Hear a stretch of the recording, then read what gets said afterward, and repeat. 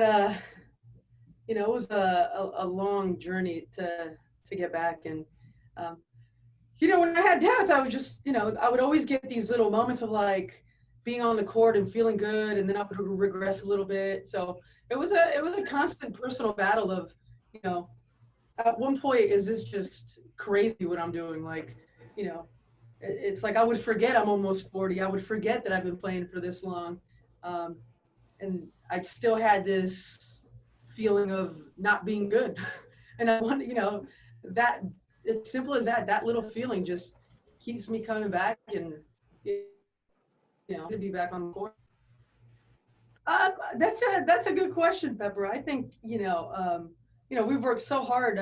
Even from the first couple years of the league, there's so many women that I respect that put so much time into this league, and making sure that the game's at a high level. So I think this is just it tells a story of you can sell gear. I don't even have one, Pepper. I don't even have a shirt.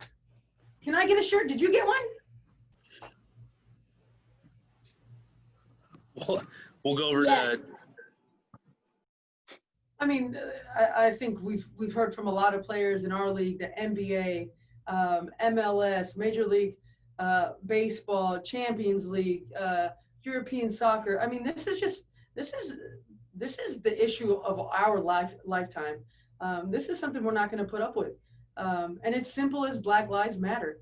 The things that you see on TV, the discriminatory laws, the injustice that Black and brown communities face every single day. We're not going to put up with it. And, we keep talking about, we're the greatest country in the world. Well, how about we start treating the citizens of this country that way, that built this country, that for hundreds of years, have been behind, the 8 ball trying to get ahead. And every time they do, they're found murdered by police that we hire, that we pay with our tax money. Schools that just are inadequate to be able to educate yourself and your culture and your family and your community. I mean, these are things that we need to get better.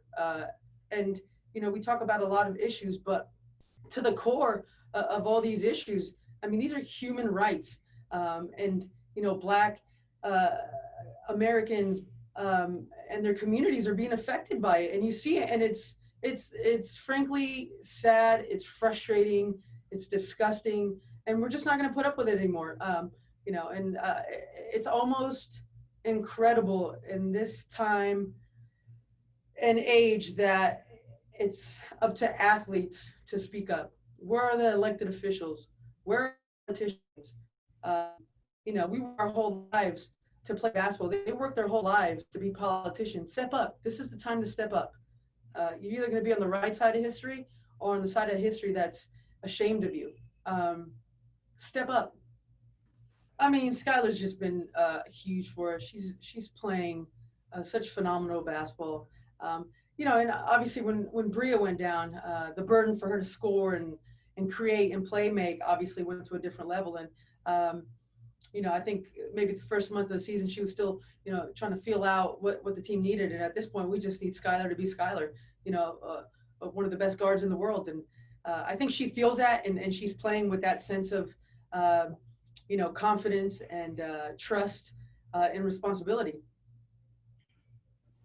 I think it was during that little 4-game stretch at the beginning of the season. I was feeling great, and then I had the oblique tear, and I was like, here we go again. I just can't catch a break, and cry me a river, right? But I kind of just took it for what it was. I just kept on with the rehab and try to get back on the court as soon as possible. And the one thing that I kind of look back on and I can use as a sounding board is just all the people that were always in my ear that the work's going to pay off. And I had a lot of people in my corner, which felt good at the same time. I want to go out there and play well for them.